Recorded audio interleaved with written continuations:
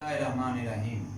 हम chapter number 5 ninth class का जो है वो स्टडी कर रहे हैं। आज हम लिक्विड की प्रॉपर्टीज देखेंगे और पहली प्रॉपर्टी है एवेपोरेशन। एवेपोरेशन क्या है? The changing of a liquid into gas phase. Liquid का गैस में तब्दील होना, एवेपोरेट होना क्या कहलाता है? Evaporation. Evaporation. The process of changing a liquid into gas phase is called evaporation. अब इस evaporation पर अब होता क्या है कि गैस के मालिक्यूल जब लिक्विड के मालिक्यूल जब किसी बर्तन में हैं तो जिन मालिक्यूल्स की किनेटिक एनर्जी ज़्यादा होती है वो वहाँ से मूव करना शुरू कर देते हैं आहिस्ता आहिस्ता।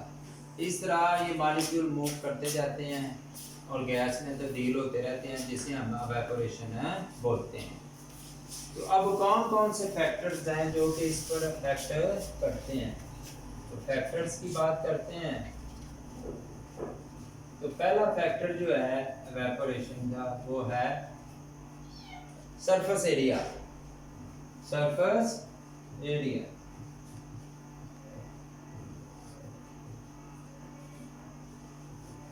अगर किसी चीज का सरफेस एरिया ज्यादा है तो एवेपोरेशन ज्यादा है, अगर सरफेस एरिया कम है तो एवेपोरेशन कम है।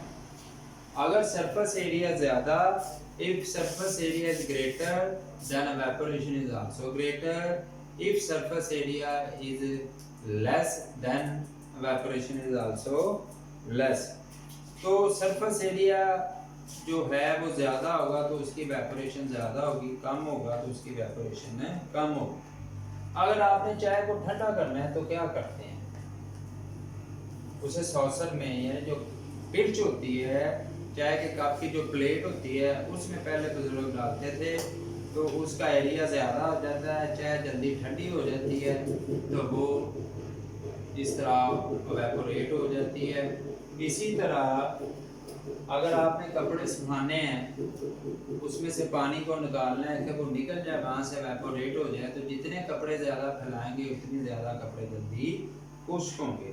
तो सरफेस एरिया ज़्यादा तो एवेपोरेशन भी ज़्यादा। अगर ये कम है तो वो भी कम होगा। उसके बाद जो दूसरा फैक्टर है जो एवेपोरेशन पर अफेक्ट करता है वो है टेम्परेचर।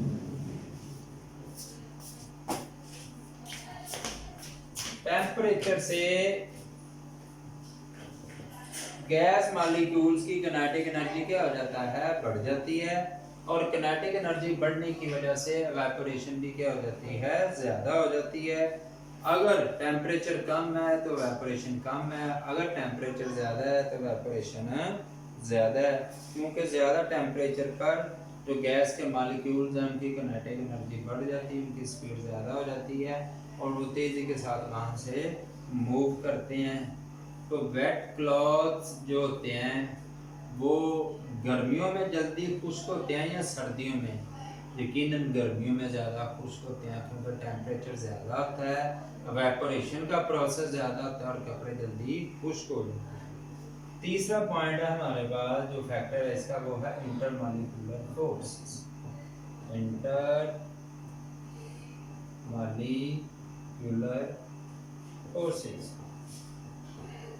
अब अगर इंटरमॉलिक्यूलर फोर्स टेम्परेचर ज़्यादा तो एवेपोरेशन भी ज़्यादा। अब इंटरमॉलिक्यूलर फोर्सेस अगर ज़्यादा हैं तो एवेपोरेशन क्या होगा? कम होगा। भाई इंटरमॉलिक्यूलर फोर्सेस की वजह से वो चीज़ मजबूती से क्या हो जाता है? जुड़ जाती है, क्योंकि उसकी बॉन्डिंग बहुत मजबूत हो गई है, मॉलिक्यूलर फोर्सेस उसमें स्ट्रांग हो गई हैं। अब उनका वहाँ से एस्केप करना, गैस में तब्दील होना ज़रा मुश्किल हो जाता है, जिसकी वजह से अगर इंटरमॉलिक्यूलर फोर्सेस स्ट्रांग हैं तो एवेपोरेशन कम है, अगर इंटरमॉलिक्यूलर फोर्सेस जो हैं वो वीक हैं तो वो क्या होंगी? ज़्यादा होंगी। जैसे आपके पास दो चीज़ें हैं, अल्कोहल और वाटर। अल्कोहल और वाटर। अब अल्कोहल की जो इंटरमॉलिक्यूलर फोर्सेस है वो स्ट्रांग है सर वीक है, और वाटर की क्या है अल्कोहल के मुकाबले में स्ट्रॉन्ग। तो जिसकी वीक होंगी वो जल्दी इवेपोरेट होगा। अल्कोहल यानी स्प्रिट समझ लें, तो स्प्रिट जल्दी उड़ती है या पानी जल्दी उड़ेगा? स्प्रिट जल्दी उड़ेगी, क्योंकि उसकी इंटरमॉलिक्यूलर फोर्सेस क्या हैं? वीक। तो जो इंटरमॉलिक्यूलर फोर्सेस अगर वीक हैं तो फिर उनका स्केप करना आसान है, इवेपोरेट होना आसान है, लेकिन अगर स्ट्रॉन्ग है तो फिर मुश्किल है। तो ये तीन फैक्टर जो थे वो इवेपोरेशन पे इफेक्ट करते हैं। सरफेस एरिया ज़्यादा, इवेपोरेशन ज़्यादा, टेम्परेचर ज़्यादा, इवेपोरेशन ज़्यादा, इंटरमॉलिक्यूलर फोर्सेस स्ट्रॉन्ग है तो इवेपोरेशन कम है, अगर वो वीक है तो इवेपोरेशन ज़्यादा है। तो ये हमने गैस की पहली प्रॉपर्टी पढ़ी और वो थी इवेपोरेशन। हमारा जो इसकी दूसरी प्रॉपर्टी है वो है वेपर प्रेशर। वेपर प्रेशर, तो वेपर प्रेशर क्या होता है देखते हैं जी। वेपर प्रेशर, एक बर्तन है हमारे पास, इसमें हमने वाटर के मॉलिक्यूल रखे हुए हैं या किसी भी लिक्विड के मॉलिक्यूल, और इसको ये बंद कर दिए जी। अब यहाँ से मॉलिक्यूल इवेपोरेट होकर ऊपर जाना चाहिए, दूसरी तरफ बाहर तो जा नहीं सकती है, जहाँ पर जाकर कंडेंस हो जाएंगे और वापस आएंगे। तो जितने ऊपर जाएंगे जब उतने नीचे आ जाएंगे तो इक्विलिब्रियम स्टेट कायम हो जाएगी। क्या कायम हो जाएगी? इक्विलिब्रियम। तो वेपर जो प्रेशर लगाते हैं, जैसे जो मॉलिक्यूल नीचे आ रहे हैं, वो यहाँ इस वेसल पर, इस बर्तन पर लिक्विड के आकर क्या लगाएंगे? प्रेशर लगाएंगे इक्विलिब्रियम की हालत में। यानी उस वक्त जब जितने मॉलिक्यूल ऊपर जा रहे थे उतने ही नीचे आ जाएंगे। जब वो ऊपर से नीचे आएंगे तो यहाँ पर क्या लगाएंगे? प्रेशर लगाएंगे, and that pressure is called vapour pressure. Vapour pressure. तो इनडायरेक्टली अगर देखें तो जितनी जो मॉलिक्यूल तेजी के साथ जाएंगे वो उतनी तेजी के साथ वापस भी आएंगे, और फिर उतना ही क्या लगाएंगे? प्रेशर लगाएंगे।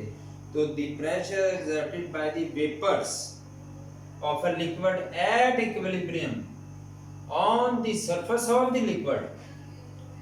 भाई लिक्विड जो इक्विलिब्रियम की हालत में प्रेशर लगाते हैं on the surface of the liquid is called vapor pressure। इसे हम क्या बोलते हैं? Vapour pressure. अब कौन कौन सी चीजें हैं जो अब इस पर इफेक्ट करती हैं, इसके फैक्टर देखते हैं। हमारे पास जो पहला फैक्टर है वो है nature of liquid. Nature of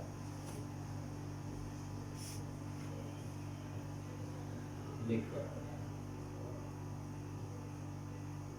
भाई दो तरह के मॉलिक्यूल्स हैं, पोलर और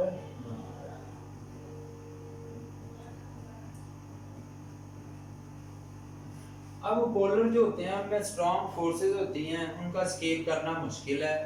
नॉन पोलर्स में वो फोर्सेस नहीं होती, इसलिए वो आसानी से स्केप कर जाएंगे। और जो भी चीज़ जितनी आसानी से यहाँ से ऊपर मूव करेगी उतनी वो तेज़ी से नीचे भी आएगी।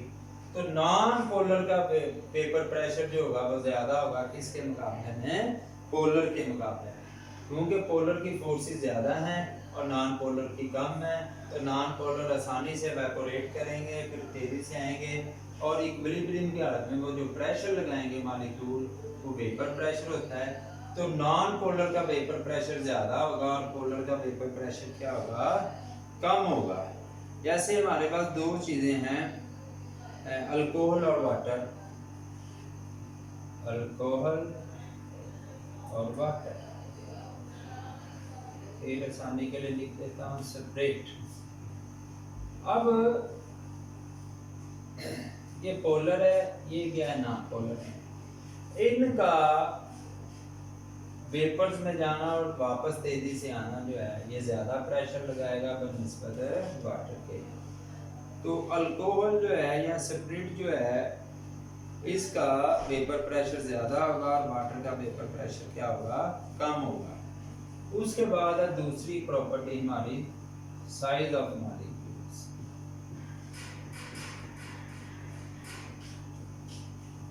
तो स्मॉल साइज मॉलिक्यूल आसानी से क्या करते हैं, एवापोरेट कर जाते हैं बनिस्बत जो बिग साइज मॉलिक्यूल्स हैं। तो जितनी तेजी के साथ कोई मॉलिक्यूल जाएगा फिर वो ज़्यादा वापस आके प्रेशर लगाएगा। तो स्मॉल साइज मॉलिक्यूल जो होते हैं इनका वेपर प्रेशर ज़्यादा होता है बनिस्बत लार्ज साइज मॉलिक्यूल के। जैसे हम एक एग्जांपल लेते हैं पेंटेन। पेंटेन ये 5 कार्बन का कंपाउंड है, ठीक। इसी तरह डिकेन ये 10 कार्बन का कंपाउंड है। मैं वैसे लिख के देता हूँ C5H12 और C10H22।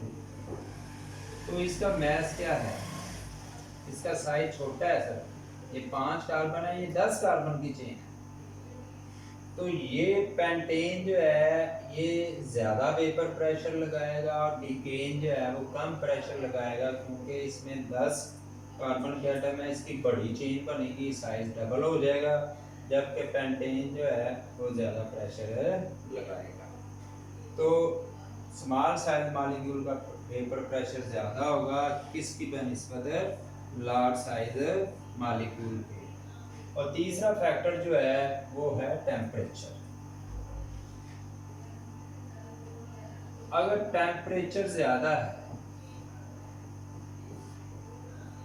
तो वेपर प्रेशर भी क्या होगा, ज्यादा होगा, क्योंकि टेम्परेचर ज्यादा तो वेपर प्रेशर भी ज्यादा।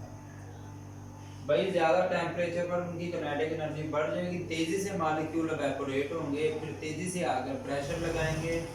तो टेम्परेचर ज़्यादा तो वेपर प्रेशर भी ज़्यादा, टेम्परेचर कम तो वेपर प्रेशर भी कम होगा। तो टेम्परेचर जो है वो भी क्या करता है, अफेक्ट करता है।